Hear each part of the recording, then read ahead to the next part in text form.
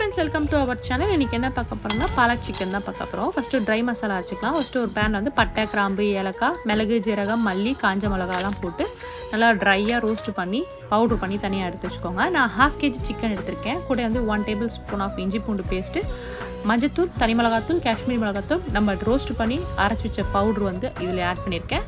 கூட வந்து உப்பு ஆட் பண்ணி நல்லா மேக்னேட் பண்ணி தனியாக எடுத்து வச்சுக்கோங்க. ஒரு கடாயில் வந்து ஆயில் ஆட் பண்ணி 1/4 ஸ்பூன் அளவு சோம்பு, ஒரு இலை, வெங்காயம் வந்து ஸ்லைஸ் பண்ணி ஆட் பண்ணியிருக்கேன். கூட மேக்னேட் பண்ண சிக்கனையும் ஆட் பண்ணி கொஞ்சம் வாட்டர் ஆட் பண்ணி லிட் போட்டு க்ளோஸ் பண்ணிவிட்டேன். ஓப்பன் பண்ணி பார்த்தீங்கன்னா நல்லா எண்ணெய்லாம் பிரிஞ்சு சூப்பராக வந்திருக்கும். நம்ம பிளான்ச் பண்ண வந்து பாலக்கீரை, ஒரே ஒரு பச்சை மிளகா ஆட் பண்ணியிருக்கேன்.